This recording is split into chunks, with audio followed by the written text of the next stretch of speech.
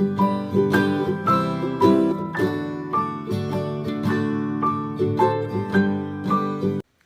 guys, and welcome back to another episode. As we have a lot of time, we are spending a lot of time at home. Instead of just posting my videos on Saturday, I'll be posting them on Tuesday as well for quite some time. I guess as long we are at our homes locked down, so I'll be posting a video on Tuesday and then Saturday and then repeating it again. So the first video was all about the introduction and why you should craft if you want to become a professional crafter, and thank you for the response on that video. I have received so many messages on my social media as well as WhatsApp, and thank you so much for appreciating my hard work, and I am glad I could inspire you in some way. Some people have asked me to do some specific videos, and I'll be surely adding them to the series as the time passes, but we'll stay step by step and just go according to the plan. So the second video is about the must-have tools if you're starting crafting as a profession. The tools everyone must have, and it will make your work a lot easier. So this video is about that, and I'll just go ahead and rotate my camera so you have the view of my table, and I'll be sharing all the things that will be required or that are the must-haves. So guys, the very first thing that everyone needs to have is a good pair of scissors. So this is what I have. If you are a beginner, you can definitely go for normal scissors from any of the local stationers. Whatever works for you, whatever you are comfortable with, you can go with that, or you can invest in a nice crafting scissor like this one. This is a Tim Holtz Tonic scissor, and it is a non-stick one. And yes, I will be elaborating everything in the detail, but the first and the most important thing to have is a good pair of scissors. So I'll just keep them aside and hop on to the next product. The next thing what you should have is a nice glue. So glue plays an important role in deciding the finishing of your product. If you are using a nice glue that is not as much water based as some glues available in the market, your product will look very nice. And I do not recommend using Fevicol at all for your scrapbooking products, because it is water based. It has a lot of water content to it. So what it does is it makes your paper crumble, and the finishing just is not up to the mark. And if you're doing it professionally, then Fevicol is a big no. So this is what is available in the market. It is Aleene's original tacky glue, and it is a branded one. You can use this, or I'll be sharing other options too, or you can use a glue stick too. If you are going to stick your pattern paper or your photos, glue sticks work perfect, but it should be a nice quality glue stick again. I'm not recommending any brand as of now. I'm just giving you an overview of the tools or the supplies you should have in order to start the business professionally. So this was the second thing. The third thing that everyone should have is a paper knife, or a paper cutter as we say in normal language. So this one is a Natraj paper cutter, and it is available at any local stationers, and the blade is replaceable. You can replace it and break the tape if the last one is not sharp enough, and you can replace it, and it works for a long time. And then I have this one. It is a paper knife for more precision cutting.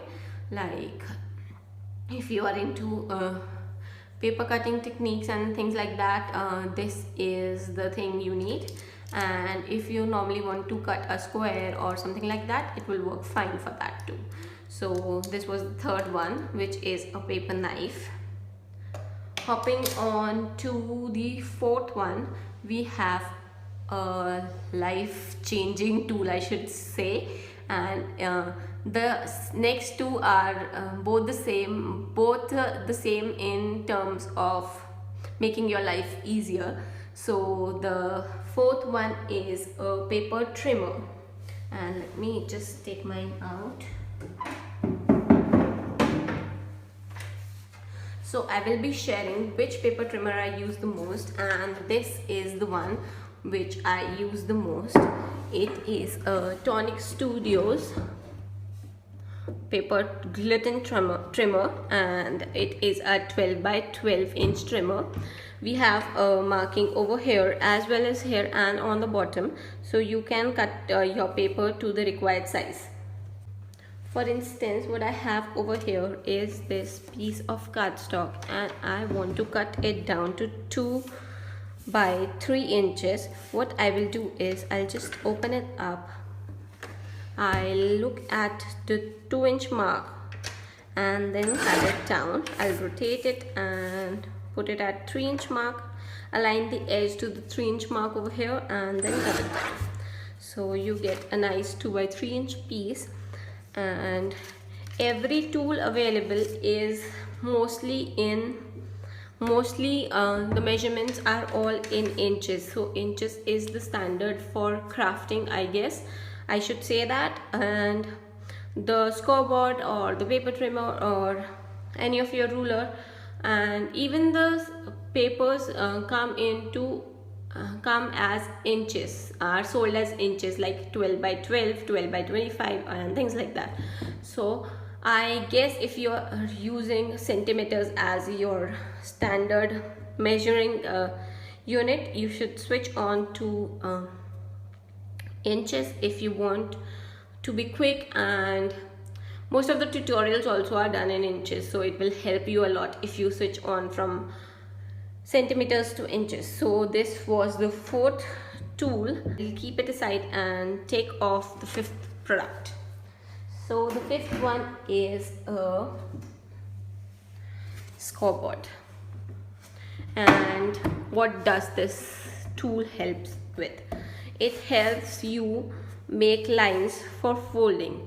If you have to fold a paper into half, what you are generally doing is, let me take a cardstock, you do this, you fold it in half like this and like this.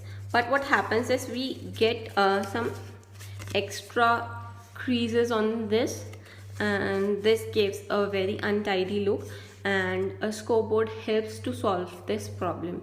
So this is the scoreboard right now available with me, and generally I use a Martha Stewart one, and this is a Dress My Craft one. There's no difference at all even, but I should say that this one is more easy to work with if you are a beginner, as all the measurements are given properly on the top as well as the side, and rather than as it is in the Martha Stewart one. So we have groove lines all over here. I'll just show you how to use it. I'll just flip it over, and we have a bone folder over here. I'll keep it aside and share it later on. Then what we have is a triangle kind of thing right here. I'll just take it out. Okay, just flip it over. And what this does is it helps you make envelopes. It help you make different sizes of envelopes, and all the sizes are mentioned over here if you want to use it as a guide. I'll just show you. You can make a 3D envelope as well as a flat envelope, and this is the tool you can use to make them, and it comes with mostly all the scoreboards available in market. So this is that, and again I'll just go ahead and show you. So this is a bone folder, and what you do is, like, I'll take this piece. This is a 4x4 piece and I want to fold it into half. So I'll go ahead and use my bone folder and make a line at 2 inches. So what it does, it gives you a crease. I hope you can see that, guys. And it is a dented side and it is the bumpy side, and you have to fold it like this. And then you can press it down. So what so obviously you can see the difference if you're using a bone folder, a scoreboard, and if you're doing it without a scoreboard, you get different kind of creases over here, and this one is very neat, guys.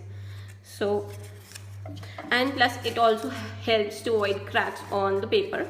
So I recommend you all the new crafters to invest into a scoreboard for sure. So this was our 5th tool. I'll keep it aside now. And the next one is a bone folder. So I've shared you this one, and mostly there is a bone folder available with all the scoreboards. There is a bone folder extra with all the added to your scoreboards. Sorry. You can use this one, and I am telling you guys, this is very easy to lose. So you need to have a backup. And this is the other folder. This is a Martha Stewart one, and it is a Teflon bowl folder, and you can use it to burnish as well as to make creases on your cardstock. And what is burnishing, guys?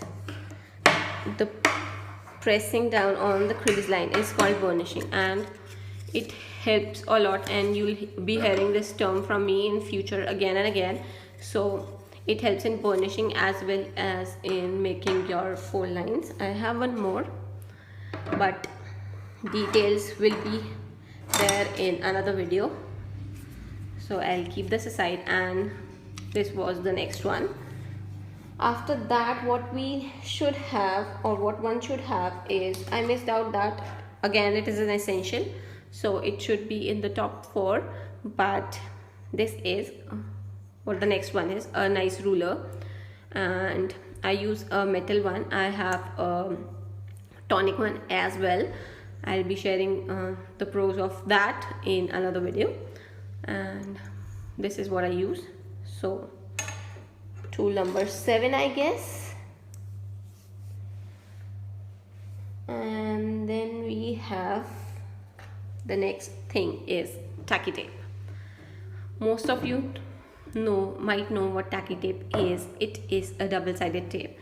Not the double-sided tape like the foam one what we have. It gives dimension to your project, but this is a flat tape, and it is available in different sizes. This is 6 mm, this is 12 mm, and this is 24 mm. I mostly keep all the sizes with me in stock because you never know which size you need when. So I'll just go ahead and show you how this works. I'll take this 6 mm one. So this was the folded piece, and I have to stick it from the bottom. So what I'll do is, I'll just take my tape, apply it nicely to the bottom, cut it down, then take your bone folder and burnish it, important part, and then you take off the backing.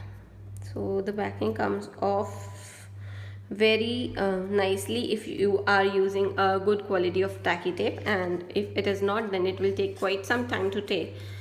It will give you a hard time to peel the backing off. And what you do is you just close it down and burnish it again.